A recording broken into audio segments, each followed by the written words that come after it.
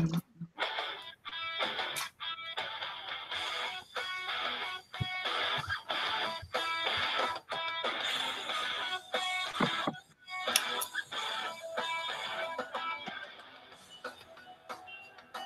don't know how much YouTube is going to allow me to get away with that, or even Facebook is going to allow me to get away with that. But what up, folks? What up, folks? Welcome back to the Dolphin Fan Voices podcast. And we're getting ready to head into week 2. There's a lot to talk about. But before we get ready to jump into week 2, let's go ahead and have our introductions, man. Go ahead and introduce yourself. All right. Hey, I'm Ron Hyatt. I'm a lifelong Dolphin fan. I live out here in Northern California, born and raised. Um, just was always a Dolphin fan. I just love the team to death, and it's Dolphins till I die. And my name is Isaiah. I am born and raised in Miami, Florida. I was raised basically right across Lake Lucerne from Joe Robbie Stadium. I was a Dolphin fan since I came out of the womb, and I'll be a Dolphin fan until I'm in the casket. There is a lot to talk about, folks. A lot to talk about.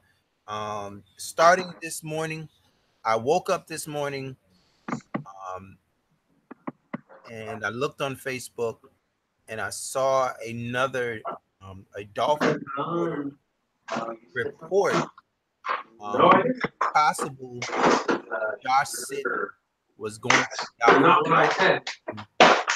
out. I checked back in a little while, maybe 2 hours. I was on my drive to work.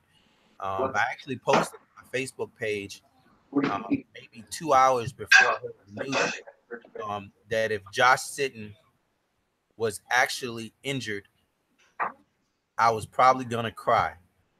And then I would say maybe an hour later, I heard that Josh Sitton uh, was actually hurt, and that he would be out for the rest of the season. Actually, I'm sorry, I'm lying.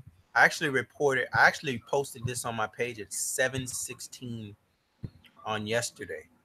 That if Josh Sitton was hurt, that I would probably cry. So no, it does suck though. I gotta tell you, as a Dolphin fan, it sucks, man. What are your opinions? What are your thoughts on Josh Sitton um, being injured after one freaking game as a Miami Dolphin? I'm sick to my stomach about it. The dude did such a good job against the Tennessee Titans defensive line, um, passing and run blocking. That I don't see how we're gonna do very well with moving forward with Ted Larson on the line now. The problem with having Ted Larson on the line is that Ted Larson himself stays injured as well. Earlier I said that I thought it made a hell of a lot of sense to bring Isaac Asiata up, get him playing time, because the last thing we want to do, go out and get another old guy. The simple fact of the matter is, every single old guy that this team has grabbed has always been freaking injured. It was Brandon out, Josh Sitton, um, the guy who's gonna start now. Like, they continue to swing on these older offensive linemen, and there's a Bush Rod is another one that was always, but they continue to get these older offensive linemen, and to me, there is a reason why they're part of the reason why these guys they're having continuous injuries, and we go in and we build a little bit of chemistry, and everything is going great or decent, and then boom, now we've got one game in the season, We looked great versus the Tennessee Titans. I mean, that guy was opening up some gigantic holes for Frank Gore now getting into 2019, and I think that's a goddamn shame. I agree. When I mentioned on my timeline and your timeline yesterday that he missed practice, I was really super worried, and that's when you were right after I did that. You were all like, "Man, if he's out, then I'm gonna have to cry, dude." And then a bunch of people followed suit.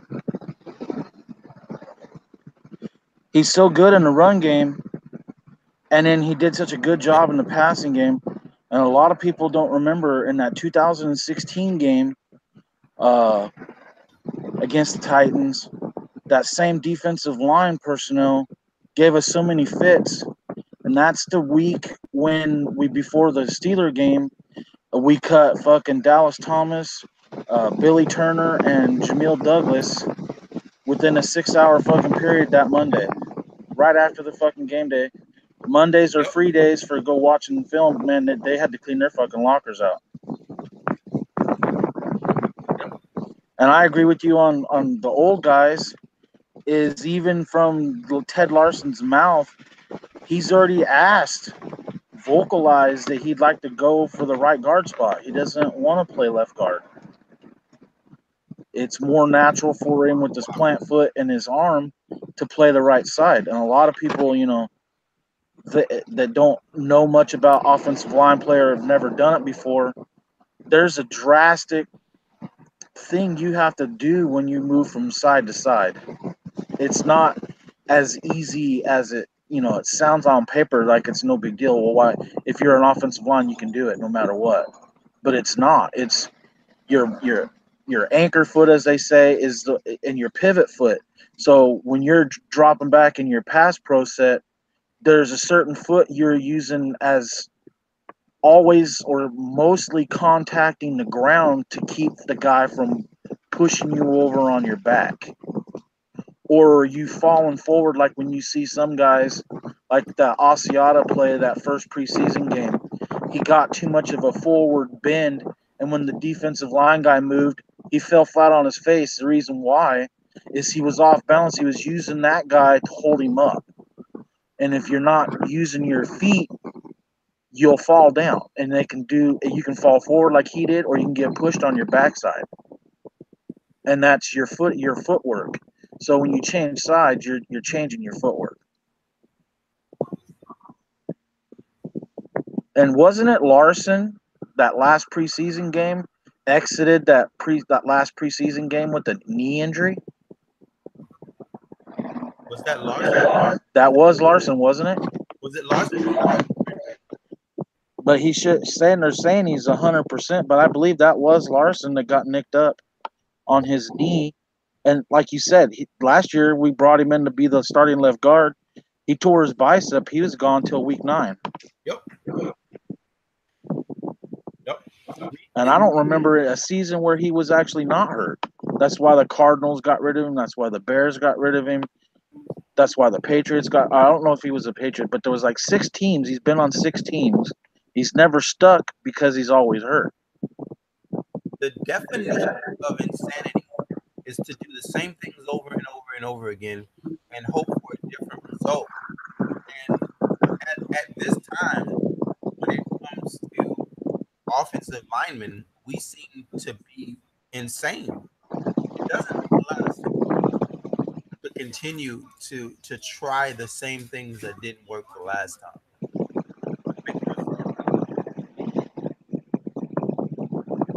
But I liked what we did when we had Sitton against the Titans. And Yes. I think the results would have been a lot better if we didn't have those 2 long ass delays. Because that's real hard to keep. You get a momentum as a play caller and a rhythm as a quarterback, and your offensive line get into a rhythm, and then you have to sit 4 hours, come back, you play, was it 45 minutes again, and then they broke for another 2 hours, then come back out. Man, that's hard, dude. And I think that killed some of our momentum. We had those Titans tired. Mm-hmm. Because if you remember, we come out of the huddle for the first drive after because we won the toss but deferred for defense first. When we got our first offensive possession, we come out with two running backs, so Drake and Gore got the start, and we had some play calling like we haven't seen since Gase has been hired. Exactly. The play calling me and you, I noticed, and some other fans on other sites have been screaming for the diversity of play calling. Get the two backs out, play action with one, throw the other one out in the pass. And both Drake and Gore are good at pass blocking, Right. catching out of the backfield, and they're both good runners. Gore doesn't seem as elusive as Drake, but man, dude, he's got vision like crazy. He finds the right hole, he sets his blockers up, and he never seems to take a vicious hit when he's getting tackled. For an old man, the way Frank Gore was hitting those holes in that first game, I was like, shit. This guy is out there looking like a damn a 25-year-old running back. And I think it's funny that Frank Gore looks the way he looks right now. And if you've had a chance to look at Adrian Peterson, um, playing for the Redskins, he's looked damn good too. So Yeah, those two guys may be giving relevance to older running backs. Or like once you hit that 30, once you hit 30, your career is nothing. And now you got Frank Gore still out there running pretty good. Adrian Peterson looked damn good for Washington. Even Marshawn Lynch looked decent in the he's game that looking good for the Raiders. Yeah, exactly. So we're seeing some older backs that are still going pretty good. I'm gonna knock on wood because I don't want any of those guys to get no in. shit. I'm looking for a piece of wood too, man. Exactly. I don't want any of those guys to end up getting banged up. But those three right there are giving hope to older backs being able to play longer in their careers. Um, Yeah, and we saw the holding shit on Tunsil, and I was like, here we go again. We're gonna have to fucking three and out on our first drive. We get that 2nd and 20, and they hand the ball off to Gore. And my initial reaction when I saw it was gonna be a run play. I'm like, man, what? Why does Gase always do this shit? Why does he? They make a mistake, he throws in the panic towel and starts running plays into the defense. But man, dude, Gore hit that fucking hole. Sitton sealed his guy. Tunsil pinned his dude, and that rookie tight end, uh, Durham Smythe, he drove his dude 8 yards down the field and then dropped him on his ass. And Sitton dragged his guy 18 yards down the field, and Gore, before he got touched, he got 21 yards on that 2nd and 20. I was like, oh my God, dude, if this is how Gore is going to be, and Drake, how he is, we already seen what he did last year, and the offense can block that well, man, dude, we're going to be fucking dangerous. man. All right. But So go ahead, sorry. coming up, this Sunday we play a AFC rival. Even when these teams inside our division are bad teams, uh, these games within division, as it is with every division, we saw that when the Seahawks were good and the Rams were in their division, still hanging in there with them. So this week we play the Jets. Jets with a rookie quarterback. We seen what happened when they went out there versus the Detroit Lions. In their first game, they ended up getting 4 turnovers in that game and ended up kicking the shit out of the Detroit Lions and Matthew Stafford and making another one of Bill Belichick's proteges look absolutely terrible. Not that we're not used to that, because every single guy who comes from the Bill Belichick system looks absolutely terrible. Whether it was Charlie Weiss or this guy here, McDaniels went to Denver, ended up having to go back to that Patriot franchise. So this week we played the New York Jets, Bowls. They looked good in that first game, and now it's time for us to see if that was a fluke, if that was just the Lions being complete ass, or are they going to do something similar versus us? What are your keys for the Jets versus the Miami Dolphins this weekend? Containing Leonard on the defensive line, watching for the blitz that Bowles loves bringing odd blitzes and stuff. How we match up with our wide receivers on their corners. Um, I'm curious to see which wide receiver Tremaine Johnson lines up on. We're supposed to be getting Humpty Dumpty back. He's supposed to play, but I don't know how many snaps. Oh God. If that happens, that's got me kind of nervous because I noticed the Jets against the Lions. They had trouble with the Lions' speed on the outside, and Stafford was just throwing ass balls. See, some of those guys were open. He just wasn't. He's just underthrowing, throwing the wrong window, wrong shoulder, that kind of crap. So I'm Yep. kind of interesting to see if Bowles blitzes, if we can pick it up without Sitton, and then if we can pick the blitz up, I think Tannehill has good enough weapons this time because the Titans made a conscious effort to not let Gesicki get going, Yep. and they made a conscious effort to bracket Kenny Steals. They weren't about to let him get loose, and then they screwed up. The safety misread that one on the 75-yard bomb. Gase did a nice scheme on that play. He bunched Amendola and Steals up, and then ran Amendola in a slant, and then ran the post with Stills behind it.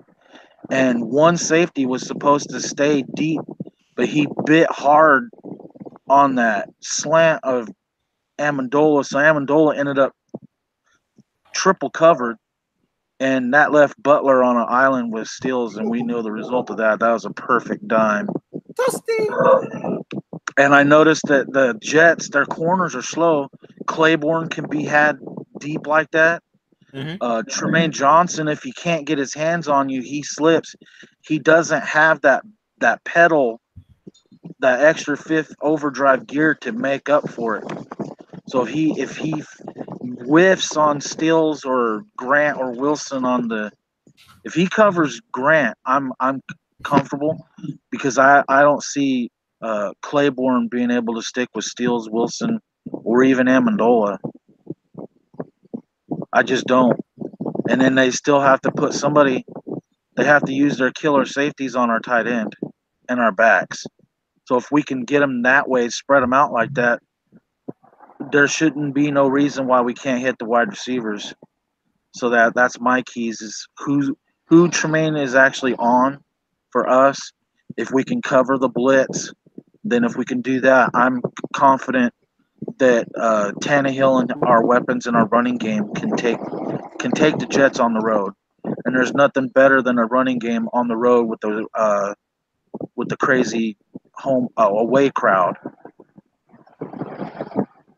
The only thing I wonder how this Dolphin running game is going to work. Um, Losing Sitton and then having to plug Larson in. I don't know what type of reps Larson has been taking. Now he's been in the system, so he's gonna have some familiarity. So I'm hoping that he's able to just kind of jump in there. He's definitely not as good of a run blocker as Josh Sitton is.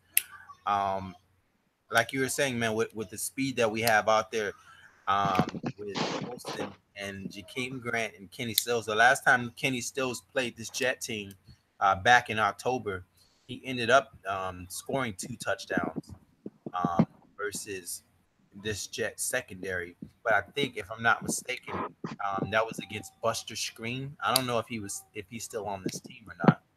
He is. He's the slot corner. Okay. See, so I mean, I don't know if I don't think they have the secondary to contain the weapons that we have on this. I just don't know how the running game is gonna go. We shall see on Sunday how this offensive line is able to create holes.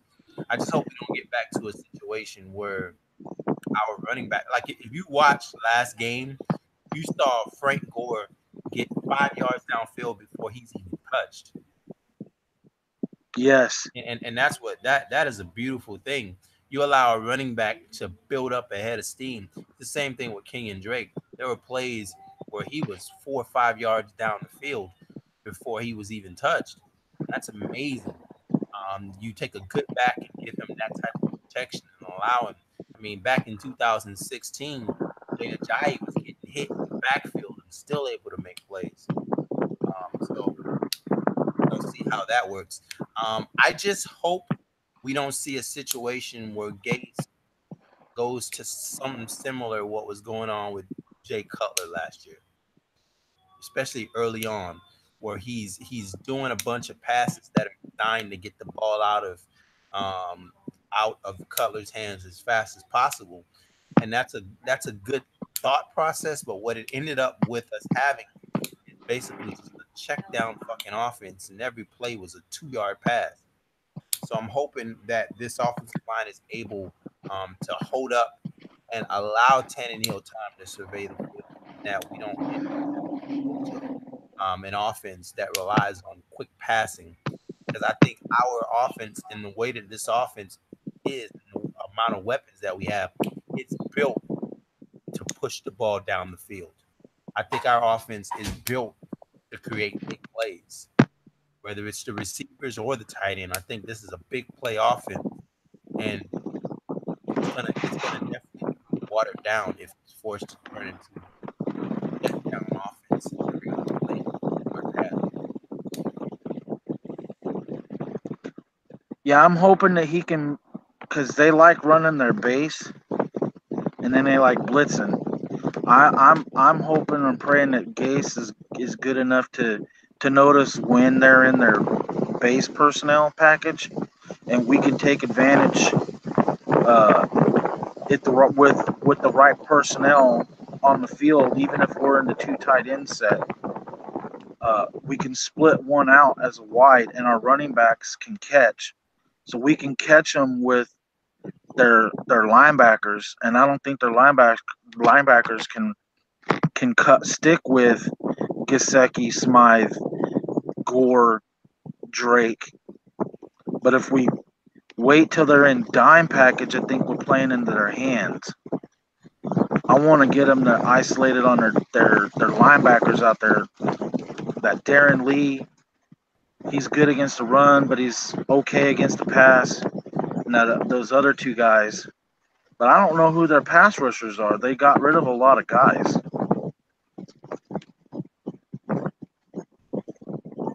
Yep.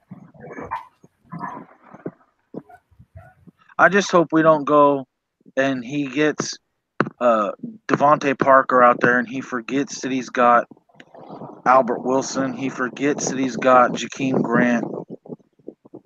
And he gets pigeonholed with Parker on the outside with Stills and Amendola.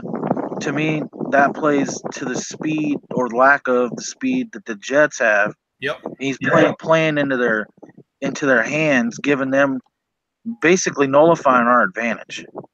I would we're gonna bring if we're gonna bring Devontae Parker back to this offense, I think we should stay with what we have now and work him back in different places. I don't want to see Devontae Parker lined up outside like he usually is. I definitely think we should work him back into some slot. I would love to have a big slot receiver, a guy who we can throw it up to and use that big body. But I don't think he's good enough been asking him to do. I just don't. He's not good enough to go out there and play the other team, number one. He's shown us this shit, and we can. It doesn't make sense to me. Yeah, he takes too many plays off in between the red zones. Yeah. Oh, just for everybody asking, I have to do it one time. Just one time on. Just one time. Somebody help me with the song. Just one time.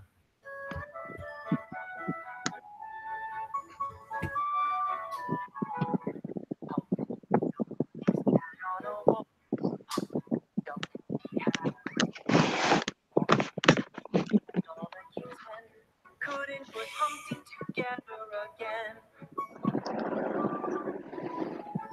Humpty Dumpty sat on a wall. Humpty Dumpty had a great fall.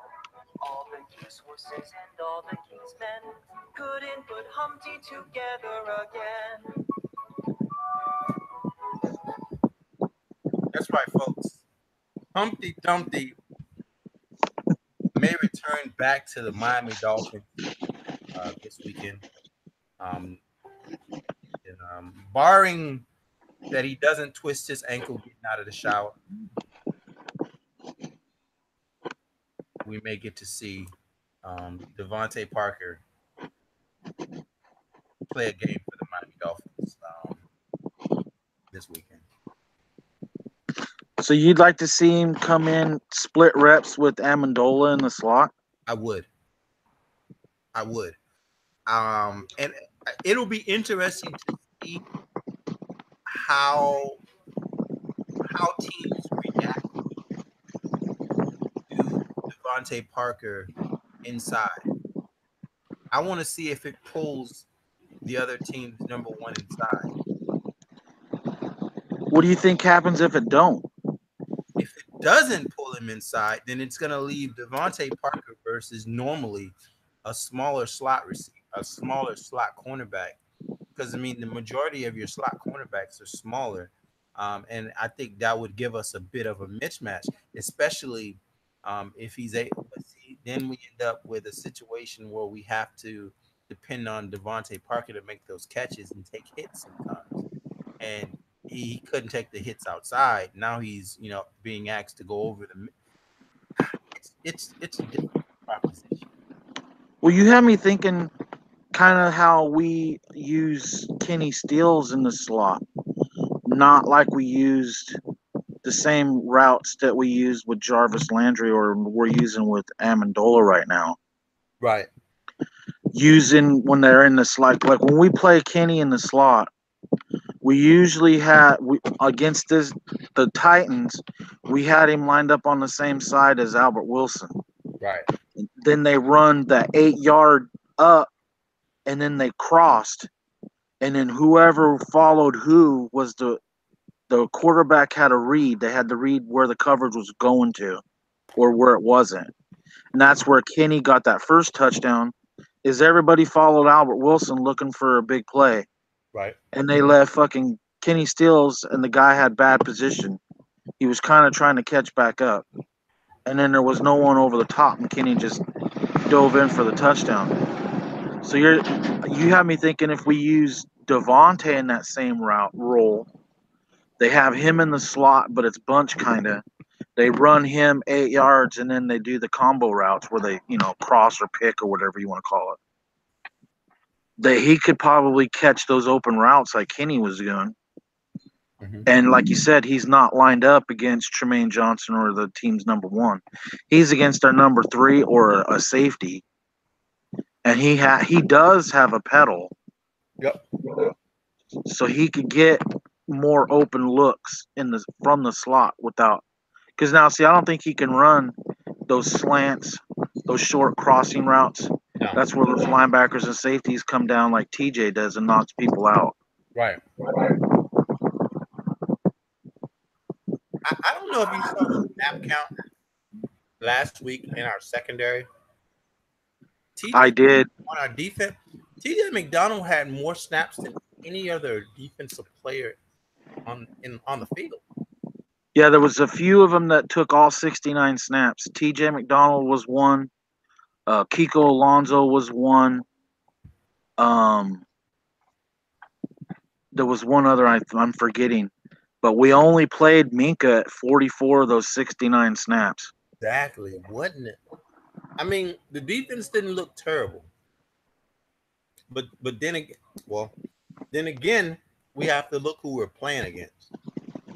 Well, if we do that against the Jets, we're gonna get our asses kicked because right now Minka didn't play one snap in the base defense, and the Jets went no huddle 63% of the time.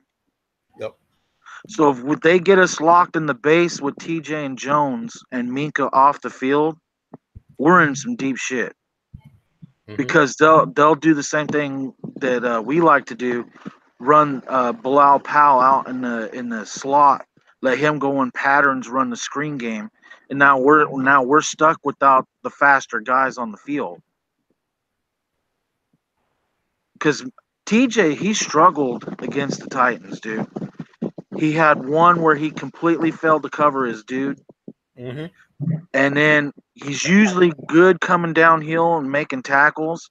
But there was that one play against, I think it was Lewis, where he got 6 yards on us, but the scheme had TJ right there for a no gain, and he didn't make the tackle. He stopped his forward momentum like he was thinking or something, or like he was trying, like he thought he saw something that wasn't there. And the dude, Lewis, just ran right past him. We had to have somebody else make the tackle. Yep. And that's why I'm kind of irritated how we're playing our secondary. I feel like the Tennessee Titans let us off the hook because Marcus Mariota really isn't 11 personnel quarterback. He's a two tight end, play action pass, run option, throwing to Delaney Walker and that other big tight end that they got. And they only ran the two tight end set against us less than 20% of the time. They Yep. stayed in three wide receiver sets. And that plays into our hand because right now, way Burke is using Minka Fitzpatrick, he's our nickel corner at 6 foot. Yep. And Bobby McCain at 5'10", he's our left starting corner. So in base personnel though, Minka Fitzpatrick's on the bench. That's my fear is if Burke does that, and the Jets see that, get us locked in that base personnel with Minka off the field, and then go into the no huddle, we have to blow a timeout to change personnel. Yep.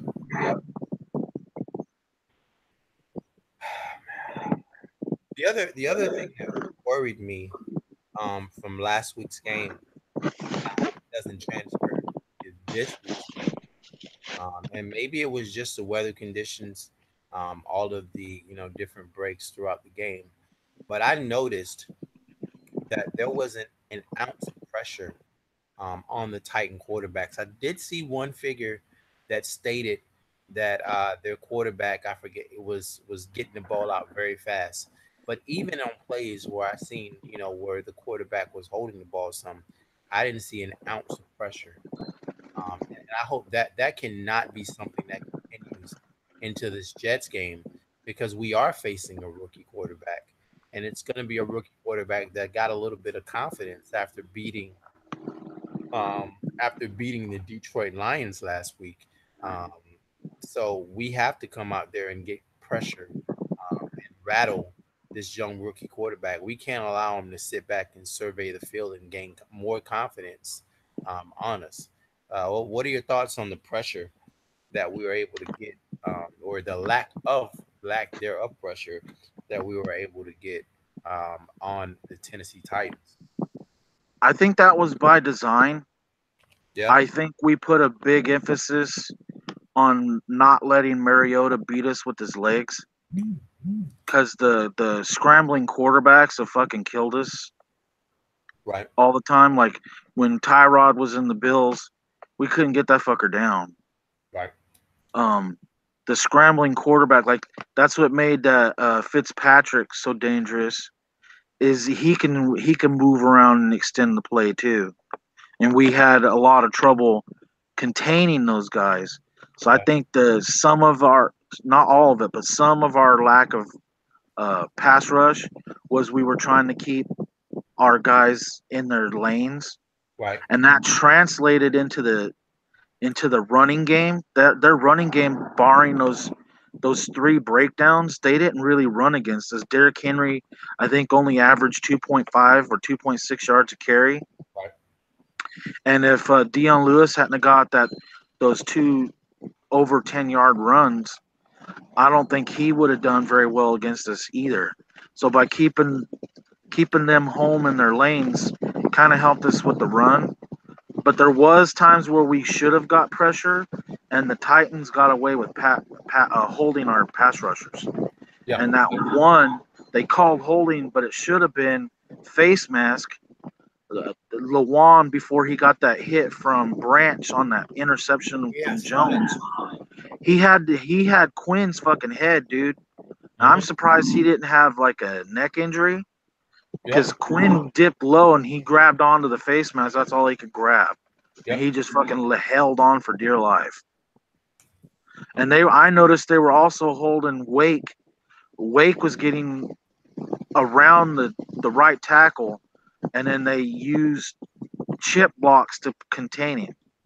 I don't think the Jets will do that. I think the Jets are confident how they come out of the Detroit Lions game, where Detroit had the blitz to get pass rush, and the Jets offensive line pretty much gave Sam Darnold almost all the time that he could ever want to throw the ball.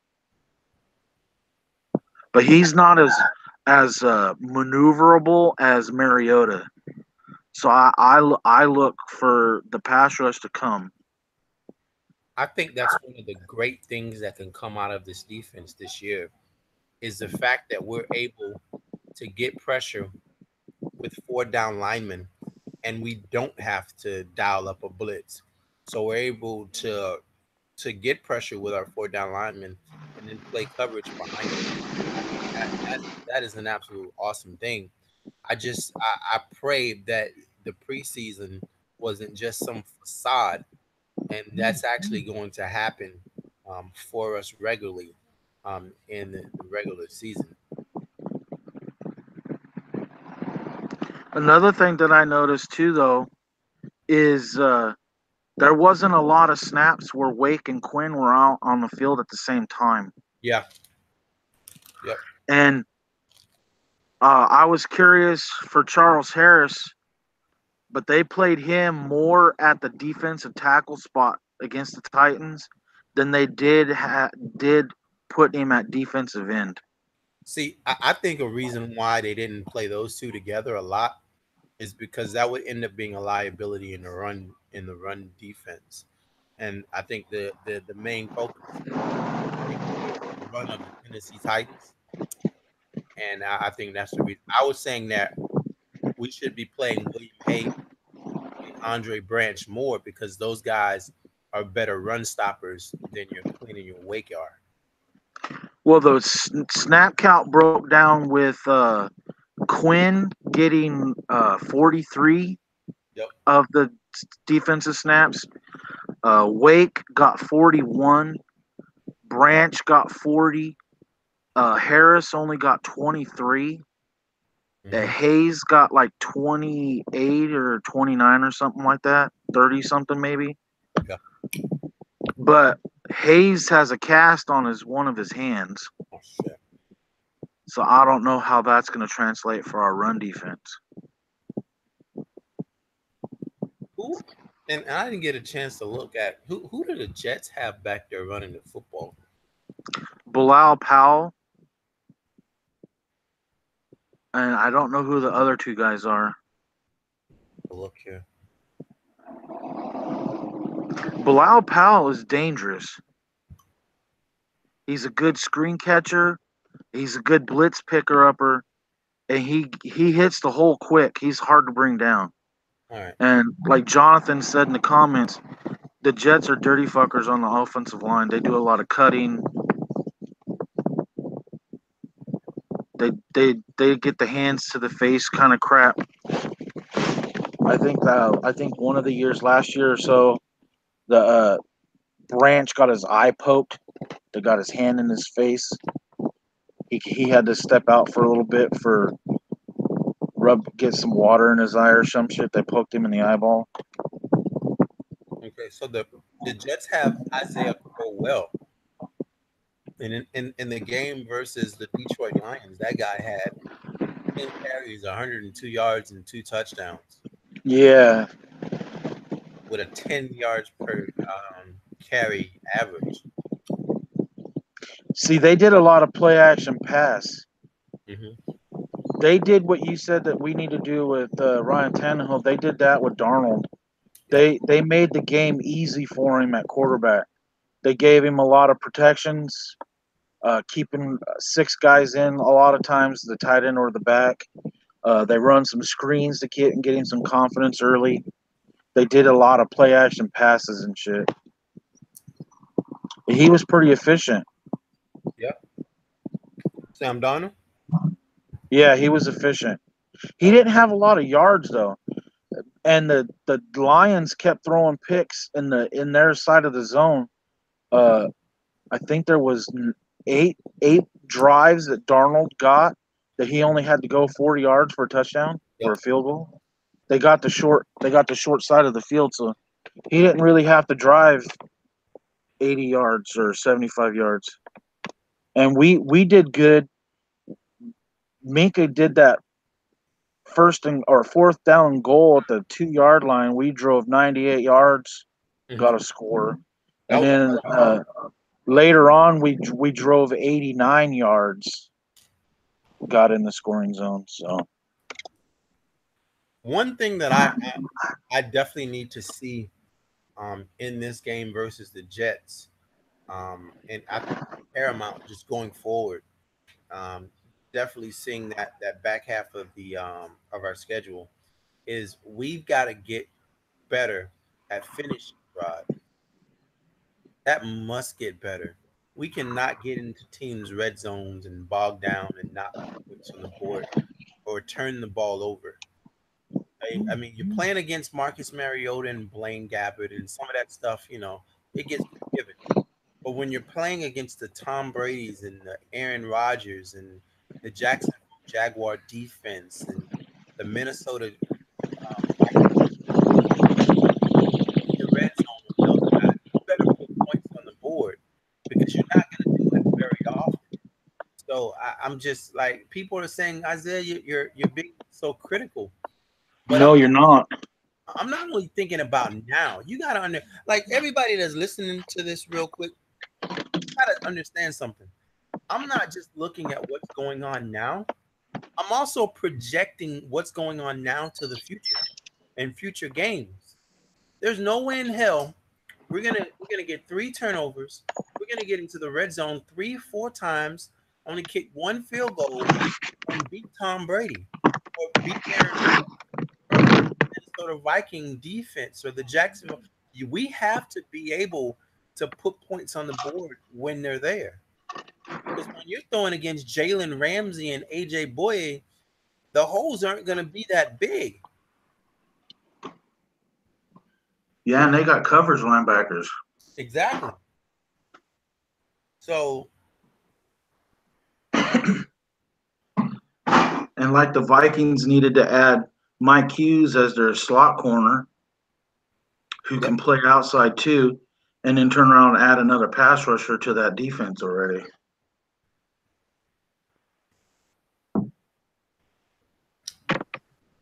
so who do you think wins this game this weekend? Dolphins versus Jets. What is your prediction?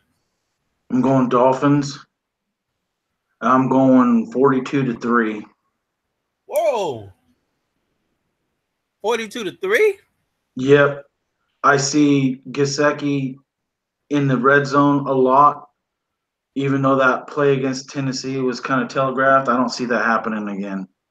And Parker, we don't like Humpty Dumpty a lot, but in the red zones, when we get down in there, we could take some like Amendola out, or take gives Kenny Steele a breather, or give Jakeem a breather because he is on special teams too, and that gives us two guys that can jump instead of just one. Right. And I just don't see with these new kickoff rules. I don't see a lot of teams having the special teams that we've got. Right. That touchdown that Jakeem got, that he didn't get touched. That Brandon Bolden we picked up from the Patriots, Mm-hmm. he blocked really good on that. And then our fourth running back, what's his name? Perry, Mm-hmm. Sonoris Perry.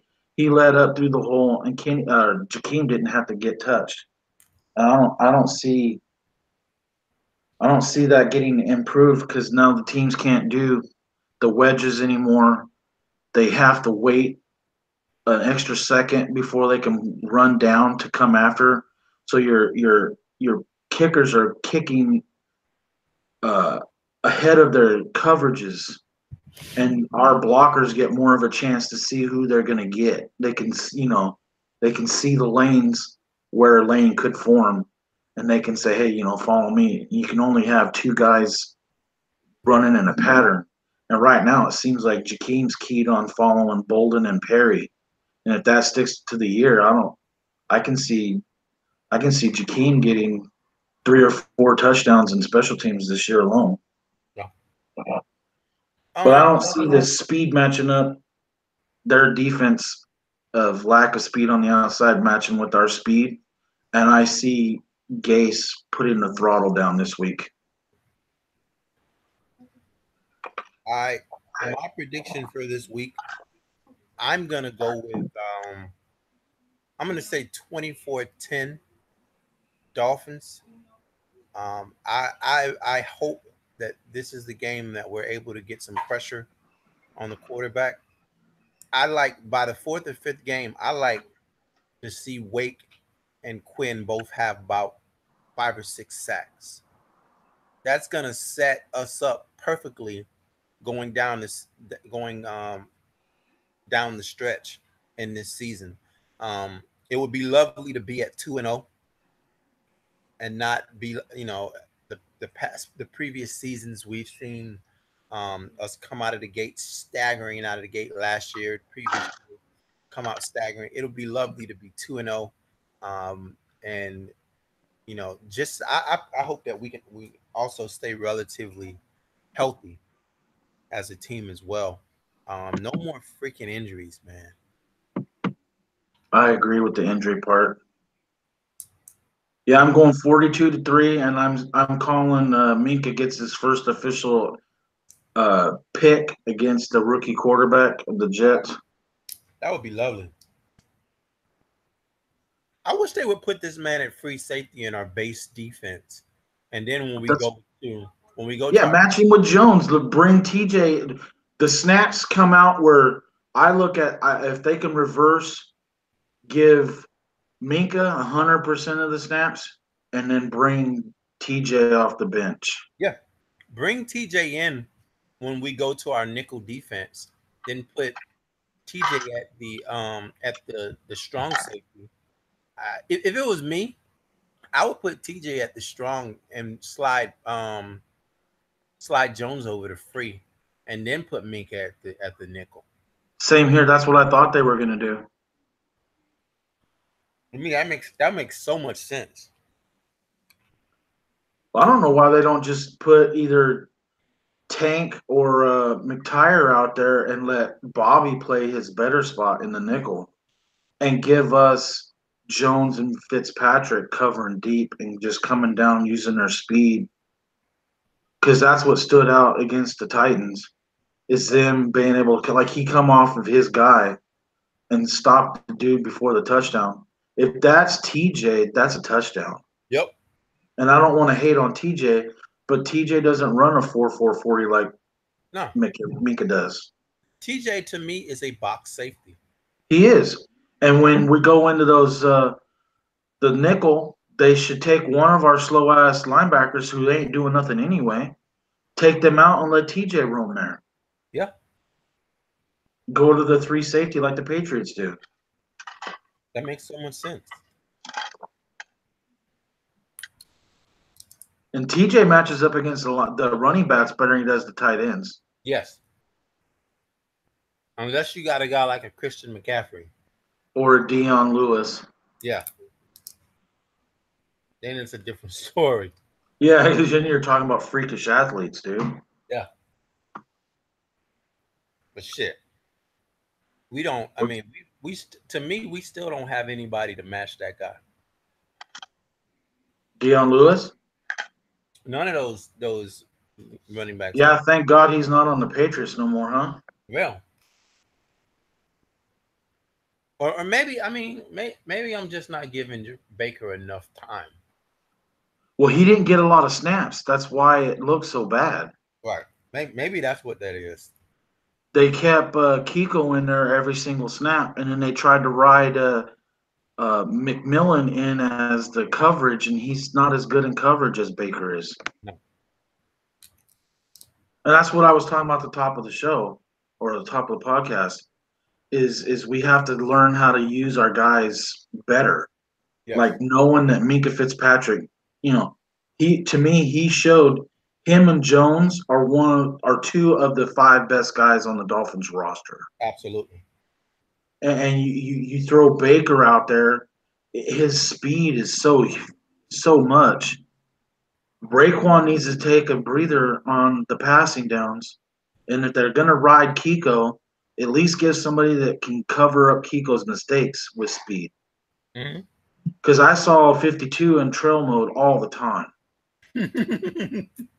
And I'm serious. Raekwon, I don't want to hate on him, but his speed is the same as Chase Allen's. Yep. But he doesn't have the 6'3", 250 frame of Chase. Yep.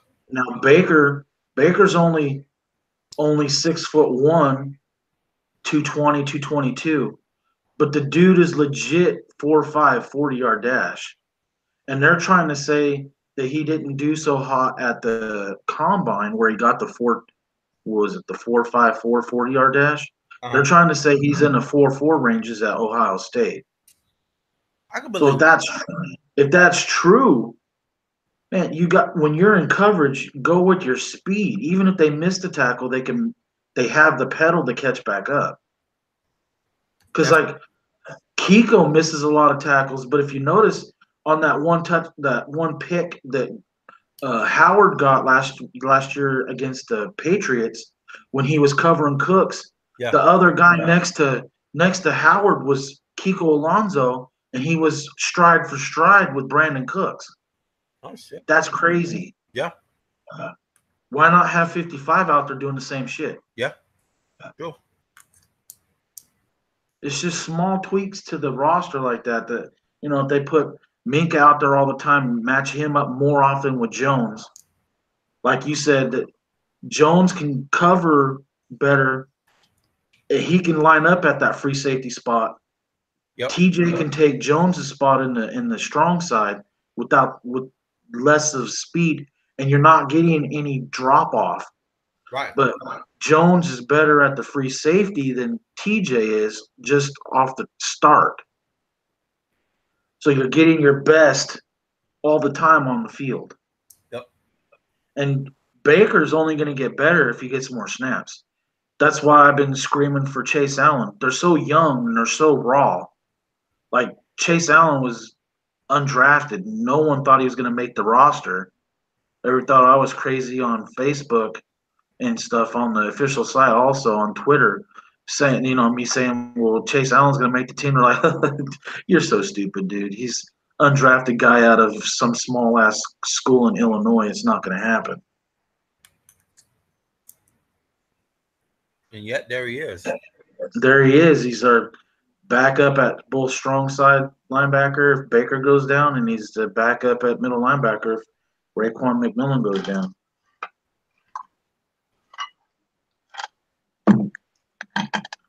All right, guys. This is going to end this podcast for this week. Sunday, 1:00, we will be here. Well, actually not. We won't be here. We will be live on Facebook I'm gonna do some different things this week. Last week, my video got taken down for some music during the commercials or some shit like that. I don't know. But from now on, I'm not playing music. I'm not playing any more music my during my broadcast. I'm gonna have to watch out and see what the hell's going on. Anyway, man, I'm out of here. Thank you guys for tuning in. We will see you guys next week. Let's start doing this every week on this day at this time. Try to get a little bit of consistency going. So every Friday at 7:45, it's a sweet time. You've gotten home. Most people are, relaxing at home, chilling. Me, I done got home. I'm chilling. Ron's at home chilling. And this is a good time to come in and talk football. Right? Right. Anyway, and the people that's getting ready to go out, 7:45 is too early to be out. Unless you in the never mind. I'm not gonna anyway. Yeah. Anyway, folks, I will talk to you guys next time. Make sure that you subscribe to the channel. If you have not shared this video, share it on your Facebook, or I will show up at your house and throw eggs. I will talk to you guys next time. I'm out of here. Peace.